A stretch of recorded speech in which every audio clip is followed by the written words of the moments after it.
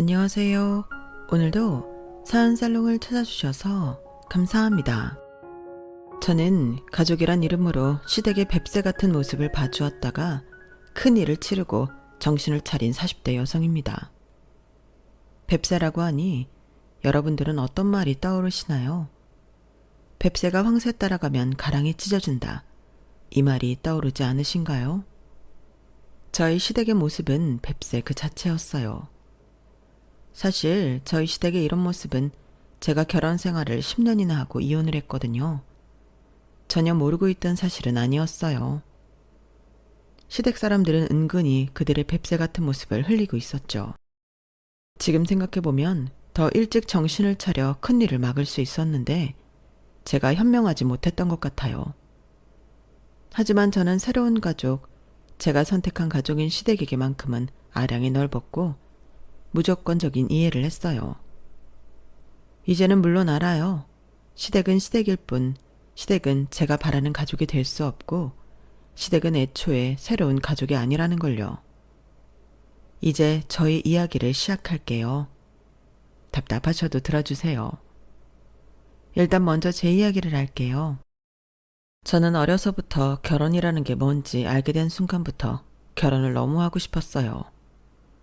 결혼을 해서 가능하다면 3명 정도의 아이를 낳고 성별은 딸, 아들.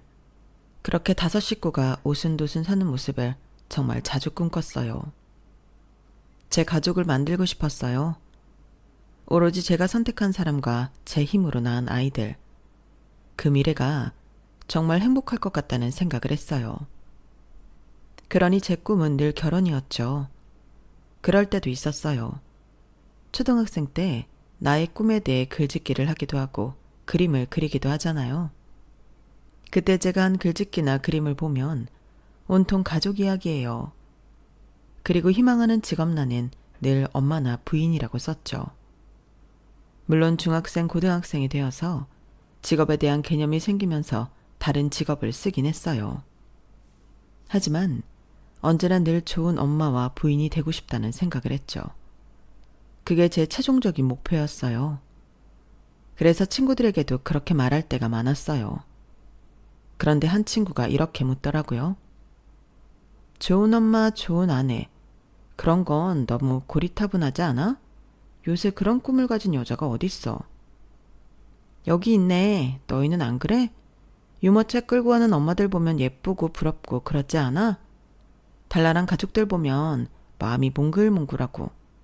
난 그러는데. 그래서 난 꼭 좋은 엄마, 좋은 아내가 될 거야. 그런데 그거 인간은 결핍을 욕망하는 거 아니야? 왜 프로이트라고 인간의 정신 같은 걸 연구한 사람이 있는데 그 사람이 그런 말을 했는데 생각해보면 너 가족을 이루고 싶다는 이야기 말고 뭐 하고 싶다고 우리한테 말한 적 없잖아. 저는 친구의 그 말을 듣고 그 순간 얼어버렸어요. 그럴 수밖에 없었어요. 사실 저에겐 친구에게 말하지 못한 비밀이 있었거든요. 그리고 단 한 번도 그 비밀이 저에게 결핍이라고 생각해 본 적이 없었어요. 그리고 프로이트? 당연히 몰랐죠.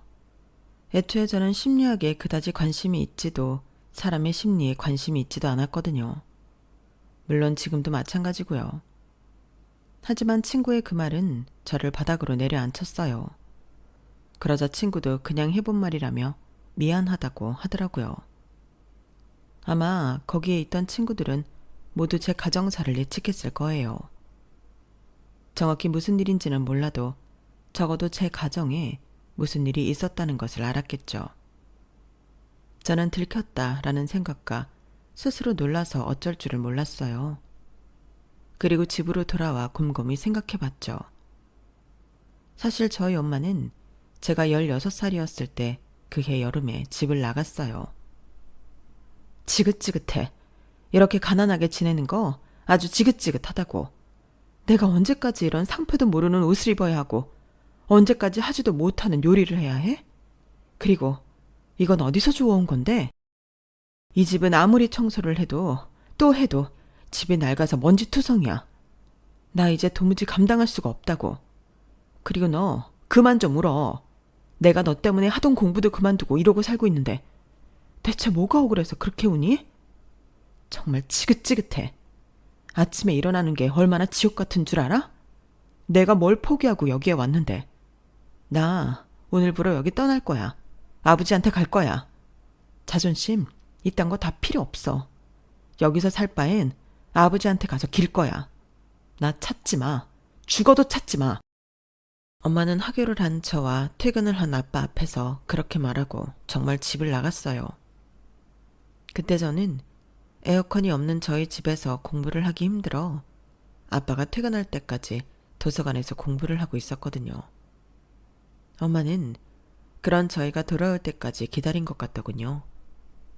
그때 저희 아빠와 분식집에서 저희가 먹을 김밥이며 떡볶이, 순대 같은 걸 사왔는데 그래서 아빠가 먹고 이야기하라고 식탁을 펼쳤는데 엄마는 차갑게 웃었어요. 그딴 음식도 그만 먹고 싶다고. 그게 얼마나 몸에 안 좋은지 알아? 그렇게 말하고 캐리어를 끌고 집을 나갔어요. 정말 더운 여름이었어요. 저와 아빠는 더운 여름에 집을 나간 엄마를 걱정하며 식탁에 앉아 사온 음식을 먹었죠. 사실 그때 저는 울고 싶었어요. 엄마가 저런 이야기를 한 게 처음이 아니었지만요. 초등학교 그림 그리기 시간엔 가족을 그리기도 하죠. 저는 맨날 그 시간에 거짓 그림을 그렸어요. 저희 엄마의 표정을 매번 인자하게 웃는 얼굴로 그렸거든요. 그건 거짓 그림이에요. 저희 엄마는 매일 인상을 쓰고 있었어요. 설거지를 할 때도 청소를 할 때도 아빠에게 돈을 달라고 말할 때도 샤워를 오래 한다고 저를 혼낼 때도 언제나 인상을 쓰고 있었어요. 그러니까 거짓 그림이죠. 하지만 있는 사실대로 그릴 수는 없었어요. 어떻게 사실대로 그릴 수 있겠어요? 그리고 나중에 제가 하찮다라는 단어를 알게 되면서 엄마는 저희 아빠와 저를 하찮게 봤다고 그래왔다는 걸 알았죠. 저는 엄마와 단둘이 집에 있는 게 힘들었어요. 엄청 긴장했거든요.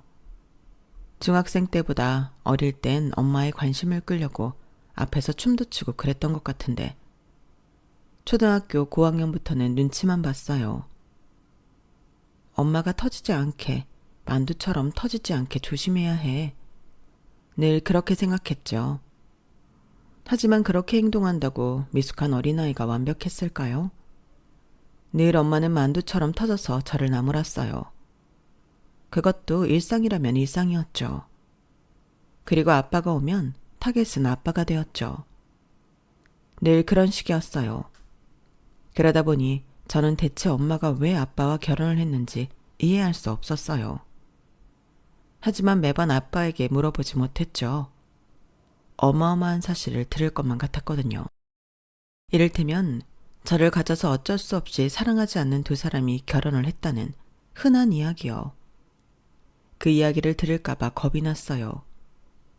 그렇게 묻지 못한 상태로 엄마가 집을 나갔죠.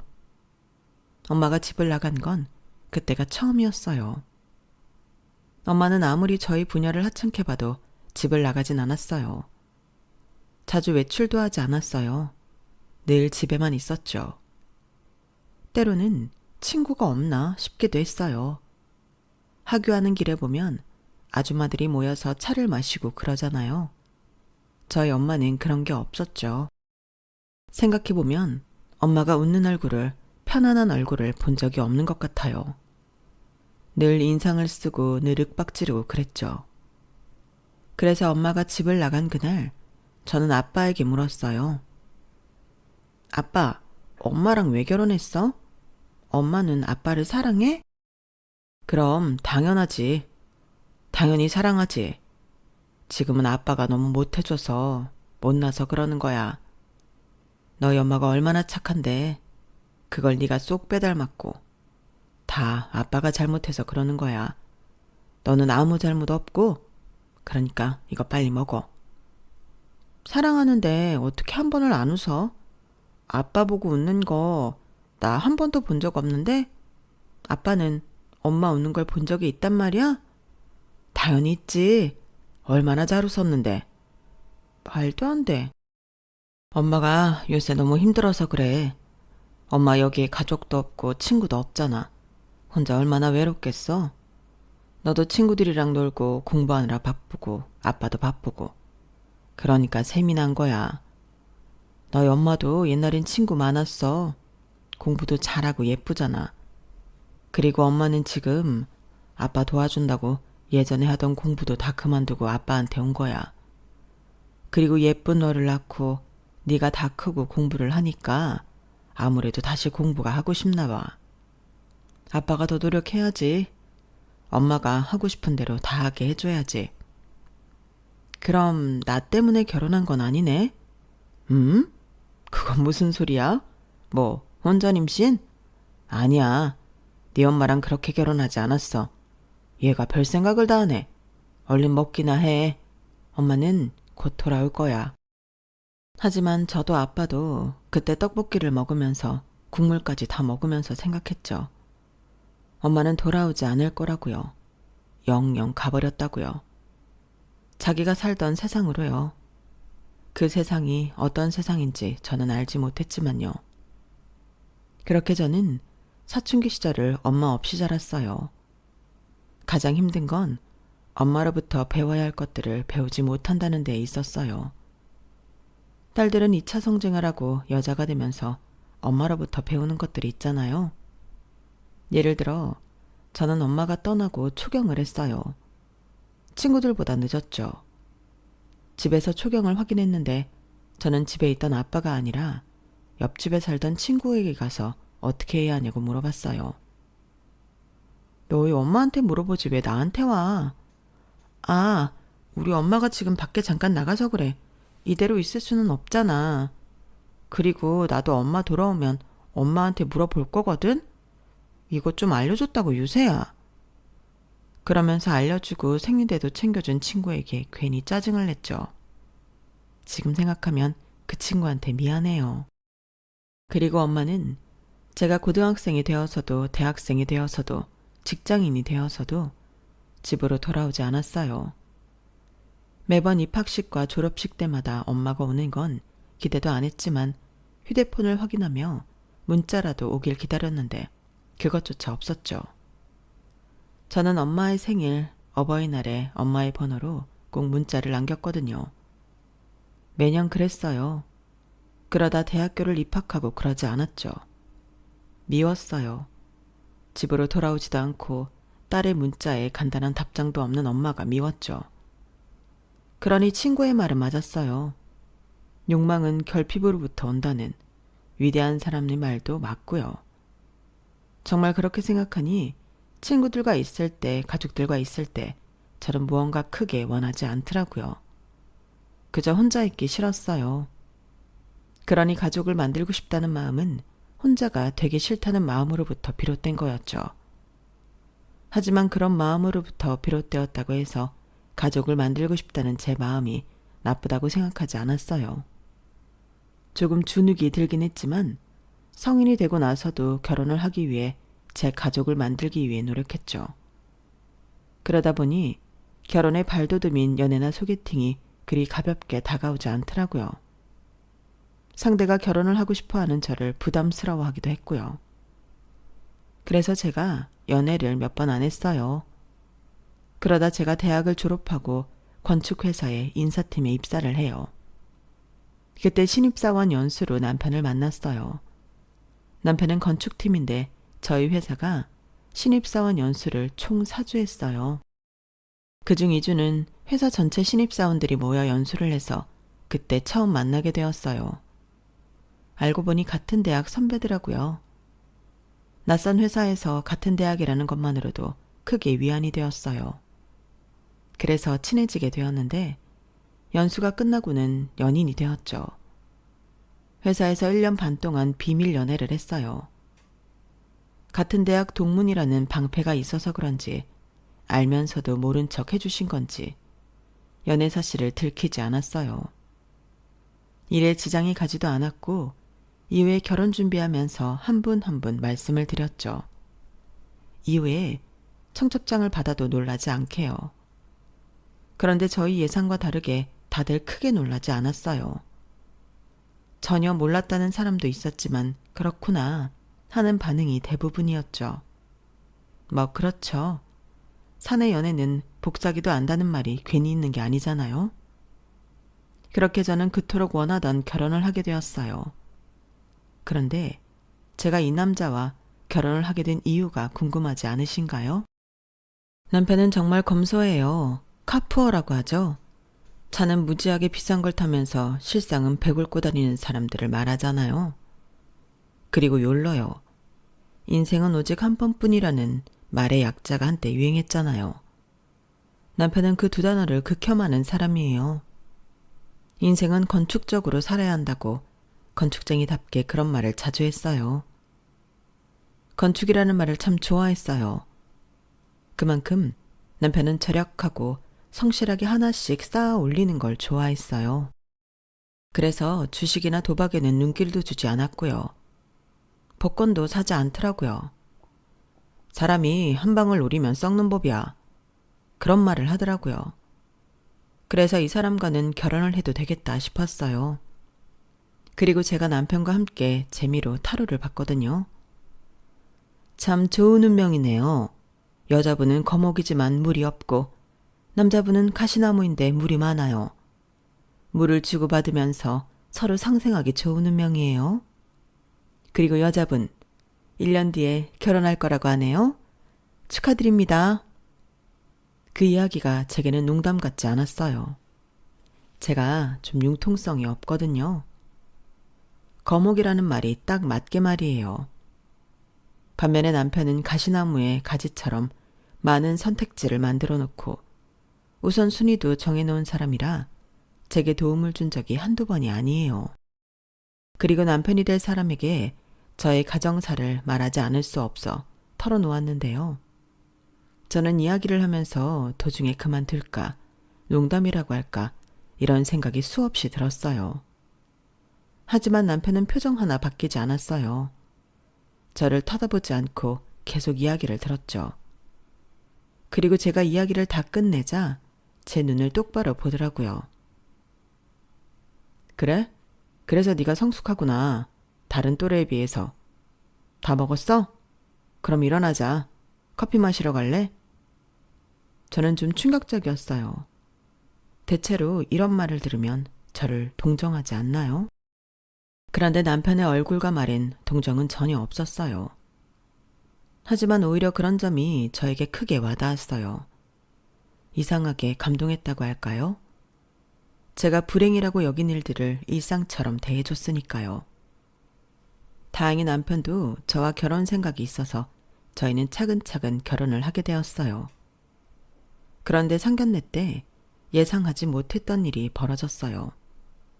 지금 생각해보면 제가 너무 안일해서 벌어진 일이기도 해요. 시어머니가 아빠 옆자리가 비어있는 걸 보고 제게 묻더라고요. 어머니는 안 오신 건가요? 그 말을 들은 제가 무심코 남편 얼굴을 봤는데 남편이 저를 의아하게 보더라고요.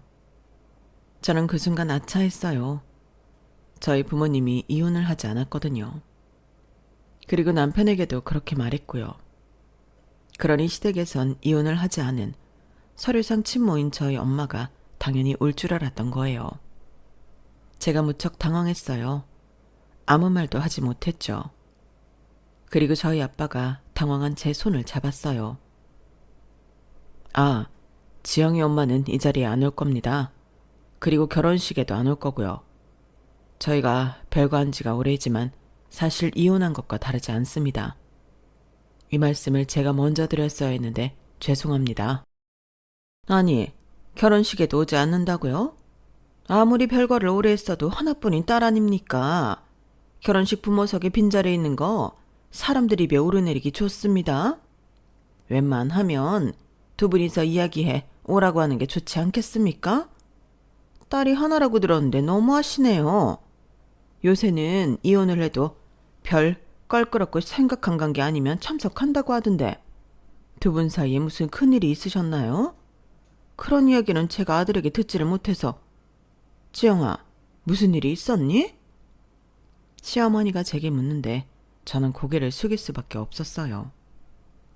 그렇게 상견례는 한마디로 망쳤어요. 하지만 그렇다고 결혼식 준비를 멈출 수는 없기에 매일 결혼식 준비를 했죠. 그런데 결혼식 일주일 전에 엄마 번호로 전화가 오더라고요. 저는 의심하며 전화를 받았어요. 그런데 정말 엄마였어요. 너 결혼한다며? 너희 아빠도 이야기 안 했는데 네 신랑이라는 사람이 찾아왔더라. 결혼한다고. 네 얼굴 생각해서 와줄 수 없냐고. 상견례 때 이야기도 들었다. 말해줬다면 갔을 거야.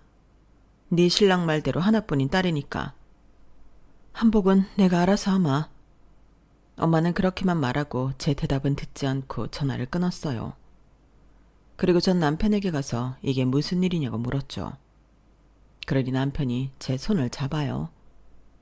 너한테 미리 말 안 한 건 미안해. 하지만 물어본다고 대답할 것 같지 않았어. 너 어머니 미워하잖아. 이해해. 나 같아도 그럴 것 같아. 그래서 장인어른한테 여쭤봤어. 어머니, 장모님 어디 계신지. 그리고 상견례 때 있었던 일, 결혼식 때 그대로 겪고 싶은 건 아니잖아. 엄마 말이 완전히 틀린 것도 아니고. 빈자리 있으면 남 이야기하기 좋아하는 사람들이 어떻게 할지 뻔해.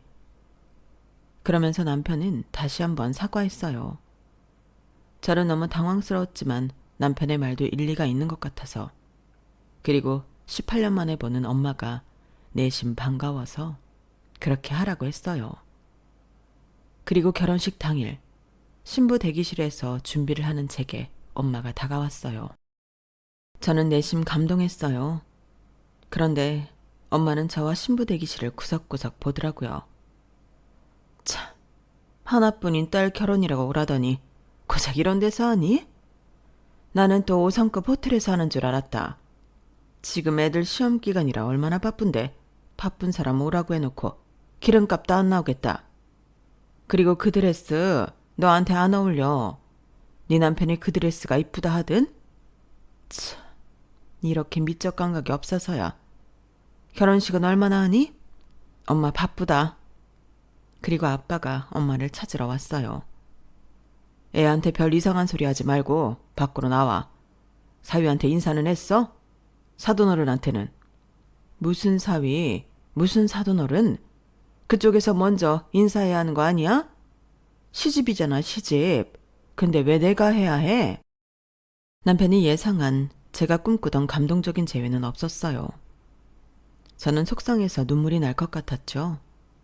화장이 번질까 눈물을 참느라 얼마나 고생했다고요.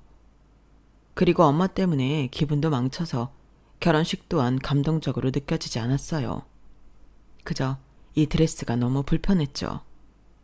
그리고 결혼식이 끝나고 축의금 봉투를 확인하는데 설마 엄마가 축의금을 가져가려고 온 건가 싶었어요. 그런데 엄마 이름으로 온 축의금은 한 봉투도 없더라고요. 그건 그것대로 서운했죠. 그래도 딸 결혼식인데 아무한테도 안 알렸구나 싶었어요. 그리고 남편이 봉투를 정리했어요. 장인어른 이름으로 온 건 장인어른 드려. 그리고 우리 엄마 아빠한테 온 건 내가 드릴게. 그리고 당신한테 온 건 당신이 갖고 나한테 온 건 내가 갖고. 그래도 돼? 안 될 게 뭐가 있어. 우리 결혼식 비용도 다 냈고 나머지도 뭐 쪼달리지 않잖아. 이러는 게 마음이 편해. 하긴 남편의 말도 맞았어요. 신혼여행 비용도 다 냈고 전세 대출도 저희 월급에 부담스러운 정도도 아니고 가구할부도 마찬가지였고요. 그래서 그러라고 하고 아빠에게 봉투를 주니까 아빠가 저보고 비상금으로 쓰라고 하더라고요. 그래서 그 돈을 다시 남편에게 줬어요. 아빠가 우리 쓰라네? 시부모님은 가져가셨어? 여행 가신다네? 남편이 얼버무리는 게 좀 이상하긴 했지만 전 별 의심을 하지 않았어요. 저는 그저 남편과 함께 가정을 이루고 시댁이랑 새로운 가족이 생긴 게 좋았거든요. 저는 정말 잘 하려고 노력했어요. 시댁에 자주 찾아가 이런저런 이야기도 하고 저희 시부모님이 올해 주유소를 했거든요. 그래서 주유소 일도 도와드리고 식사 못 하셨다고 하면 저녁에 도시락 싸서 가져다 드리고 그랬죠. 그리고 제가 차를 바꿀 때가 되어서 도련님이 자동차 딜러거든요. 그래서 도련님한테 차도 바꾸고요. 그러니 시부모님도 정말 좋아하셨어요. 그러던 어느 날 시부모님이 제게 이런 말을 하더라고요. 야, 이런 거 할 필요 없다. 우린 그냥 사 먹으면 돼. 날도 추운데 주유소가 얼마나 추운 줄 아니? 그러니까 차라리 우리 집 가서 아영이나 좀 놀아줘라. 아영이는 신우이를 말해요. 저희 남편 바로 밑에 동생이요. 남편에게 듣기로 신우이는 영분과 박사까지 땄다던데 직장이 없어요. 제가 시댁에 가도 문을 반만 열고 인사만 꾸벅한 뒤에 들어가요. 성격이 내성적이고 그런 건 아니에요. 막상 말하면 잘하거든요. 시부모님께 말하는 걸 들어도 그렇고요. 그런데 왜 직장을 안 구하는지 알 수가 없어요. 아무튼 시부모님이 부탁하셔서 가끔 시댁에 가서 신우이 밥도 해주고 같이 이야기도 하고 그랬어요. 그리고 저한테 첫 아이가 생겼어요. 아들이었어요.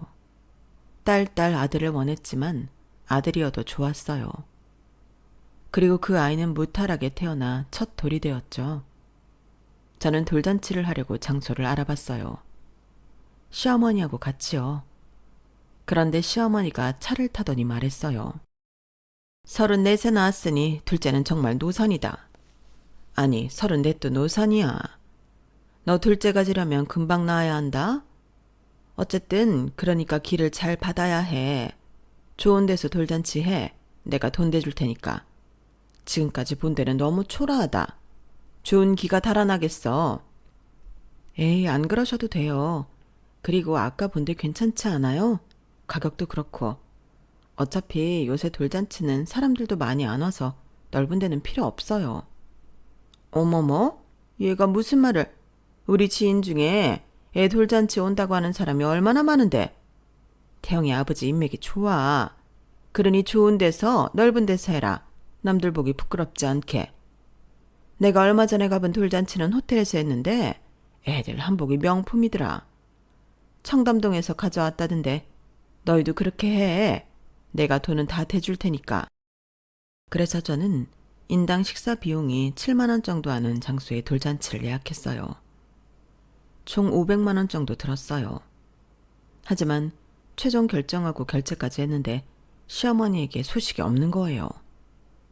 어머니, 저 엊그제 돌잔치 비용 다 냈는데 여기 영수증이요. 아, 그러니? 일단 기다려봐라. 내가 축의금 모이면 그것까지 해서 줄 테니까.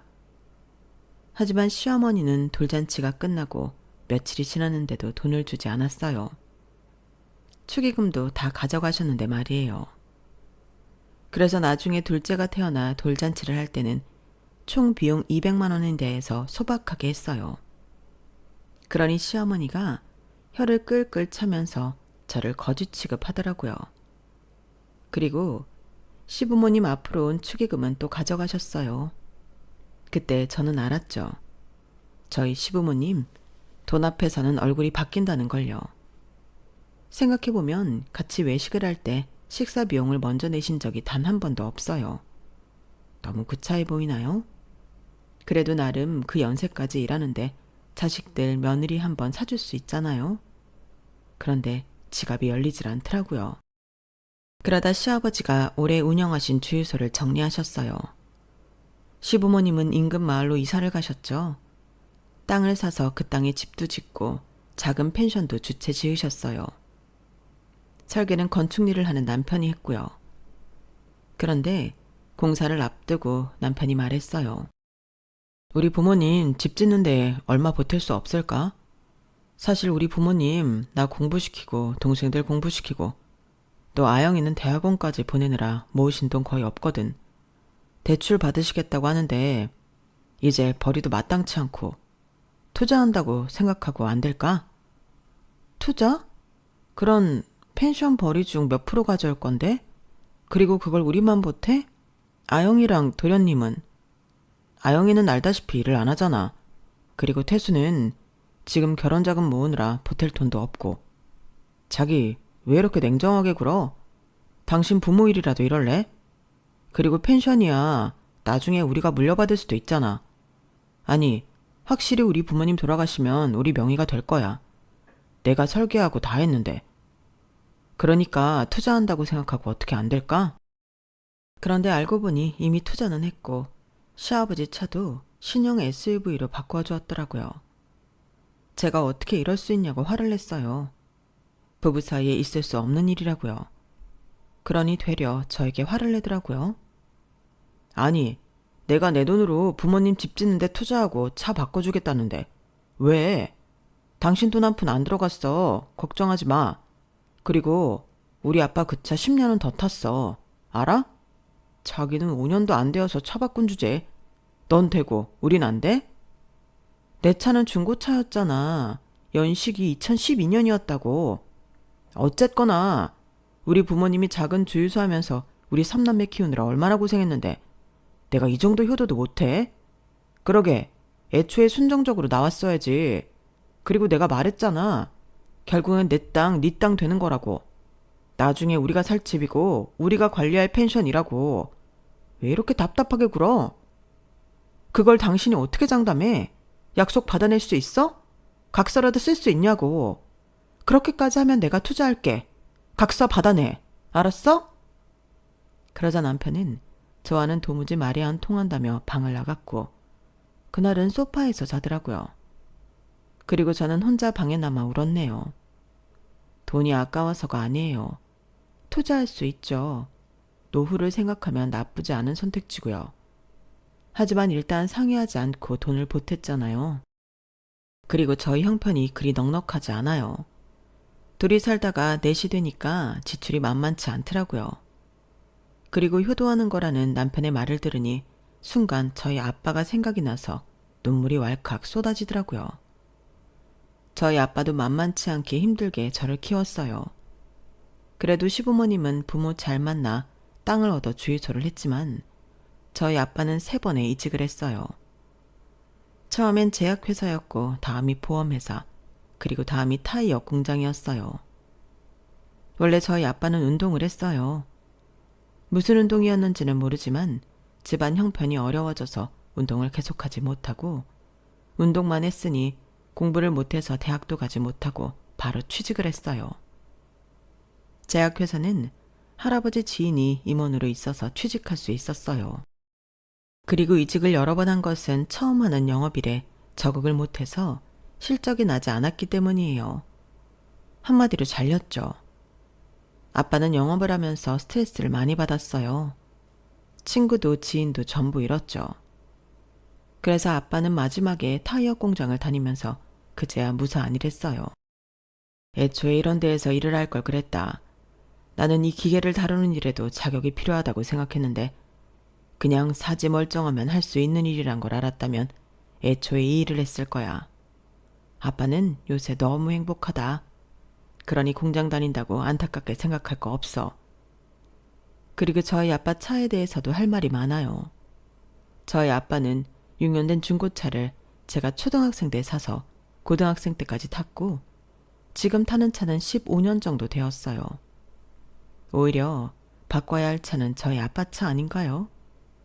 게다가 저희 아빠는 제가 결혼을 하고 불이 나게 12평짜리 빌라로 이사를 갔는데 알고 보니 그 전에 살던 집은 반전세였더라고요.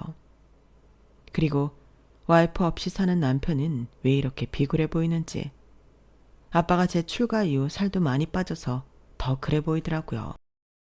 그리고 제가 미련하게 느껴졌어요. 그래서 아빠에게 차를 선물했어요. 외제차로 사드렸어요. 그리고 공장에서 일해 고된 아빠를 위해 안마기도 선물 드렸죠. 최고급형으로요. 그리고 그걸 남편이 알게 되었고 순차적으로 시부모님 귀에도 들어갔어요. 너희 아빠 차 바꿔줬다며. 그것도 외제차로? 그리고 요새 선전하는 최고급 안마기도 사주고? 다음엔 뭐 해줄 거니? 다음엔 집이라도 사주려고? 언니, 그렇게 돈 많으면 저도 좀 해주세요. 나도 외제차 몰고 싶다. 엄마, 우리 안마기 바꿀 때 안 됐나? 그러더니 시어머니와 시누이는 제 앞에서 제 험담을 했어요. 제 배포가 작다는 둥 융통성이 없다는 둥 나중엔 남편이 불쌍하다는 말도 하더라고요. 저는 그 자리에서 짐을 챙겼어요. 어머니, 그리고 아영아, 제발 적당히 좀 하세요. 제가 뭘 그렇게 잘못했나요? 맞아요. 저 이 집 짓는데 비용 보태기 싫었어요. 애들 키우는 게 한두 푼도 아닌데 악착같이 모은 돈 깨고 싶지 않았다고요. 그런데 남편이 그러더군요. 자기 돈으로 효도하는데 뭐 어떠냐고요. 그래서 저도 그렇게 한 거예요. 다 제 돈으로 아빠 차 바꿔드렸어요. 왜요? 그러자 시부모님 시누이 벙쪄서 아무 말도 못하더라고요. 하지만 그 이후 시어머니와 시누이는 저를 무시했어요. 빈정상한 게 1년은 더 갔죠. 두 사람 다 2월이 생일인데 그때 제가 금팔찌를 해주기 전까지 그랬어요. 그리고 제게 있을 수 없는 일이 일어났죠. 저희 아빠가 그로부터 5년 뒤에 췌장암으로 돌아가셨어요. 5년 정도 투병했고 투병하면서 마음의 준비를 했지만 마음이 무너지는 건 어쩔 수 없었어요. 저희 남편이 상주를 했고 저희 엄마는 오지 않았어요. 하지만 그것조차 신경 쓸 수 없었어요. 전 첫째 날에 계속 울었어요. 그래서 남편과 시부모님이 대신 손님을 맞이했죠. 그리고 둘째 날 제가 정신을 좀 차리고 조문객을 맞이했어요. 그러니 남편도 시부모님도 각자 본인들 지인에게 가더라고요. 생각해보면 그때 시댁 식구들 지인이 더 왔어요. 저희 시아버지가 지금 사시는 곳 이장이거든요. 그리고 시어머니는 부녀회 회장이고요. 첫째 날에 시부모님이 휴대폰을 손에 놓지 못하더니 반이 시댁 손님이었죠. 그리고 다음 날 새벽 시댁에서 저희 아빠 보험금 이야기가 나왔어요. 보험금 수령은 네가 아는 거니? 아니면 아직 이혼 안 한 너희 엄마가 아는 거니? 너희 아빠가 보험회사에서 일해서 그런 것 하나는 꼼꼼하게 했을 텐데. 그러게, 네가 이 약 물고 이혼을 시켰어야지. 이것 봐, 얼마나 복잡해? 그러게, 뭐 대단한 부인 노릇을 했다고 보험금 다 못 받으면 참. 언니, 엄청 배 아프겠다. 그리고 남편조차 저에게 보험금에 대해 묻더라고요. 아, 그리고 차도 빨리 팔아라. 최대한 빨리 팔아야 돈이 되는 거야. 그리고 네 아빠 살던 집은 어떻게 하니? 설마 그것도 네 엄마한테 가는 건 아니지? 아유, 이래서 가정사 복잡한 애들은 가족으로 두는 게 아니라니까. 유서도 없다니? 시 끝나면 곧장 너희 아빠 집으로 가서 살펴봐. 저는 정말 치욕스러웠어요. 이런 대접까지 받아야 하나 싶었죠. 그런데 시어머니가 이런 말도 하더라고요. 그리고 미리 말해두는데 우리 집의 이름으로 온 조의금 봉투는 우리한테 줘야 한다? 내 아들 손님 것도 빼놓지 말고. 그러기로 했으니까. 엄마, 적어도 300은 되겠는데? 아니 여보 무슨 소리야. 우리는 겹치는 지인도 있는데. 겹치는 지인? 웃기지 말아라. 너 나중에 애들 크면 회사 그만두게 될 건데 그럼 우리 아들 지인인 거 맞잖아. 사람이 멀리 봐야지. 안 그러니? 그리고 너 결혼할 때 축의금도 안 나눴잖아. 그때 우리 손님이 얼마나 왔는데 결혼식 비용으로 쓴다고 냉큼 가져가 놓고선? 네? 제가요? 그거 다 남편이 가져갔는데요. 어머님 드린다고 했어요. 그래서 저도 이게 어디서 거짓말이야? 이렇게 가족 사이에 믿음이 없어서 되겠어? 나는 이제 너를 온전히 믿을 수가 없어. 아니 어머니, 제가 대체 뭘 어쨌다고 그런 말씀까지 하세요? 믿음이요? 그렇게 따지면 어머니도 할 말 없죠. 믿음이 있는 가족이 그렇게 하나요? 어제 저 빼고 다들 호텔에서 쉬었잖아요. 저한테 묻지도 않고요. 그건 한 사람이라도 남아 있어야 하니까 그렇지. 이건 너희 아빠 장례식이잖아. 그럼 우리 중 한 사람이 남으리? 아니 아무리 그렇다고 해도 그건 아니죠. 그리고 아빠 돌아가신 와중에 보험금이요? 유산이요? 그게 가족으로서 할 말이에요? 저는요. 그때 누군가가 장례식장 안으로 들어왔어요. 바로 엄마였어요. 엄마가 검은 옷을 입고 신발을 아직 벗지 않은 채로 저희를 보고 있었죠. 이게 무슨 일인가요? 저희 엄마가 물었어요. 그러니 시어머니가 팔짱을 끼고 웃었어요. 제3자는 빠지시죠? 그런데 저희 엄마 전혀 주눅들지 않고 신발을 벗었어요. 신발장에 가지런히 신발을 두고 아빠의 영정사진 앞에서 절을 하고 조의금을 함에 넣었어요. 그리고 저희에게 왔어요. 제 3자라는 말에 할 말이 없지만 그래도 아직 이혼은 안 했으니까요. 무슨 일 있나요? 멀리서부터 큰 소리가 들리던데요. 그리고 늦은 건 죄송합니다. 제가 소식을 못 들어서. 소식 듣고 정리할 걸 정리하니 이 시간이네요. 엄마는 그런 말을 하며 시댁 식구들 앞에서 고개 숙여 사과했어요. 저에게 너무 낯선 모습이었어요. 그리고 제가 조용히 할 말이 있어서 왔는데 그냥 이 자리에서 말할게요. 오늘 너희 아빠 집에서 유언장 확인했다. 보험금을 너와 나 7대3으로 나누어 상속한다는 이야기랑 집도 차도 나에게 주겠다는 이야기가 적혀 있다구나. 그런데 나는 필요 없어. 나한텐 집도 있고 차도 있고 돈도 있으니 말이야. 그리고 나는 받을 자격이 없어. 네 아빠를 혼자 남겨두고 갔으니까. 그래서 나는 네 모든 걸 너한테 주려 한다. 변호사를 통해 서류를 보내마. 너는 거기에 사인만 하면 돼. 저는 엄마의 말에 무척 놀랐어요. 시댁 식구들도 놀란 건 마찬가지였죠. 그리고 엄마는 제게 제안 아닌 제안을 했어요. 그리고 너는 회사 그만두고 할아버지 회사로 가거라. 할아버지가 큰 도자기 회사를 운영하고 있다는 걸 내가 말했었나? 하지 않았더라도 가거라. 딱 보니 시댁에서 존중받는 것 같지 않으니 나도 마음 편히 네 자리를 만들어 놓을게. 아주 큰 회사다. 오빠 애들한테는 뜻이 없어서 후계자가 필요해. 지금부터 일을 배우면 나중에 물려받을 수 있을 거다. 다음 주부터 출근해라. 제가 벙쪄서 아무 말도 못하니 시어머니가 저에게 눈치를 줬어요. 아우, 사돈어른 당연히 그래야죠. 얘 후계자라잖니. 어서 하겠다고 해. 그럼 우리는 떼돈을 버는 거야. 그리고 그 말을 들은 엄마가 피식 웃었어요. 죄송하지만 그 댁으로 들어가는 돈은 한 푼도 없을 겁니다. 사실 밖에서 무슨 이야기 하는지 다 들었어요. 제 앞에서 순순히 사과하면 이렇게까지 할 생각은 없었는데 제 딸 이제부터 제가 데리고 살겠습니다. 이혼시키겠다는 소리입니다. 하나뿐인 제 딸 이런 대접 받고 사는 거 원하지 않습니다. 물론 제가 키운 건 아니고 제 남편이 다 키웠지만요. 하늘에서 보고 있을 제 남편도 이런 생활 원하지 않을 겁니다. 그러니 이제껏 챙겨주어 고맙다는 말은 하지 않을게요. 그럴 자격 없으니까. 댁도 저도. 그렇게 말하며 엄마는 시댁 식구들을 장례식에서 내쫓았어요. 너는 어쩜 남자 보는 눈이 없니? 날 안 닮았나? 그게 무슨 소리예요? 갑자기 와서 그런 말이 하고 싶어요? 그리고 아까 그건 대체 무슨 말이에요? 말 그대로야.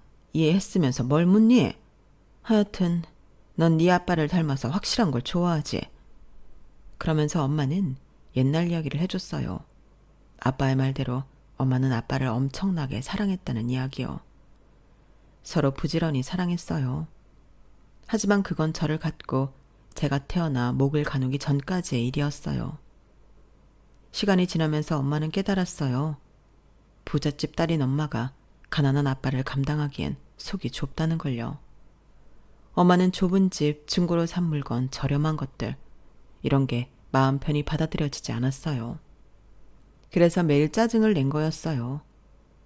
그러니까 그를 사랑하지만 그의 주변을 사랑할 수 없는 자신의 좁은 마음에서 비롯된 짜증과 노여움이었죠. 그러다 참다 못해 집을 나간 거예요. 그리고 엄마는 그 점을 저에게 사과했어요. 택시에 올라 후회했지만 돌아갈 자신이 없었어요. 그렇게 엄마는 예전의 생활로 돌아갔죠. 학교로 가 박사학위를 따고 도예과 교수가 되었어요. 그러면서 아빠와는 가끔 연락을 했어요.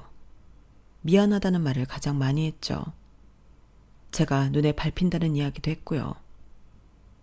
네 결혼식에서 그런 말을 한 것도 진심이었지만 또 어떻게 보면 진심이 아니었어. 내 하나뿐인 딸이 초호화 결혼식을 했으면 좋겠다는 마음과 차라리 혼자 살아서 내 고통을 겪지 않았으면 하는 마음이 섞였었거든. 그래도 그런 말을 한 건 미안하다. 상처가 되었다면. 그리고 장례식에 늦은 것도 미안해. 네 할아버지 아직도 정정하거든. 그래서 아직도 네 아빠를 미워해. 못 가게 하더라고. 결국엔 나왔지만. 아무튼 미안하다. 그리고 엄마는 변호사를 선임해 줄 수 있으니 소송하고 싶으면 하라고 했어요. 그런 말을 하고 저와 밤새 이야기를 했어요. 그런 뒤에 장례버스에 올라 아빠를 화장하고 추모 공원에 모셨죠. 그때까지 시댁 식구들은 보이지 않았는데요. 저희 집에 있더라고요. 모두 제 발목을 잡고 그리고 고개를 조아리고 사과를 해요. 미안하다. 우리가 너무 잘못했다. 앞으로는 그런 말 안 하마. 조의금 모두 네가 가져가라. 그거에도 성에 안 찬다면 내가 뭐든지 하마. 우리가 뭐든지 할게. 제발 이혼만은 말아다오. 저는 기가 막히더라고요. 이렇게 태세 전환을 하는 시댁 식구들이 웃기고요. 참 웃기네요. 그놈의 돈이 뭐라고. 저 엄마 말대로 할 거예요. 이혼할 거고 할아버지 회사도 들어갈 거고요. 조익은 보니까 딱 300만 원 정도 되던데 그 돈 받고 합의 이혼하죠. 어차피 소송에도 불리한 거 아시잖아요. 유산 상속받은 건 재산 분할이 들어가지도 않고. 제가 알아보니 기여도라는 게 있더라고요. 그리고 저희 집이며 차며 적금이며 다 남편 명의인 건 아세요? 거기서 제 기여도를 따지면 제가 오히려 이득일 텐데요. 설마 남편 기여도가 아드님 기여도가 높다고 생각하는 건 아니죠? 맨날 시댁에 가서 청소하고 일 도와주고 제가 그랬는데 당신은 우리 아빠 집 자주 가지도 않았잖아. 그 명의 네가 다 가져가. 대신 친권이랑 양육권은 내 거야. 알겠어? 거기에 대해선 입도 뻥긋하지 마. 이제 다들 가주실래요? 이왕이면 너도 좀 가고. 엄마랑 서류 정리되면 집어넣어서 나갈 테니까 그때까지만 시댁에 있어. 빨리들 나가요. 진짜 꼴도 보기 싫어서. 제 말이 무서웠는지 정말 남편과는 합의 이혼을 했어요. 친권도 양육권도 제가 모조리 가져왔고요. 그때 저는 제 시댁 식구들이 덩치만 크고 심장은 콩알만한 사람이라는 걸 알았죠. 저 같았으면 안 되더라도 소송해봤을 텐데 이런 식구들에게 뭘 그렇게 쫄았는지 저도 제가 한심하더라고요. 그리고 저는 난생 처음 보는 할아버지 회사로 들어가 일을 배우고 있어요. 도자기를 전문적으로 배우는 일은 처음이지만 그래도 예쁘고 재밌더라고요. 그리고 넓게 봐서 제가 잘 읽으면 제 아들들도 일자리가 보장된 거잖아요. 요즘 같은 시기에 얼마나 다행이에요. 저는 제 아들들만 보고 열심히 할 생각입니다.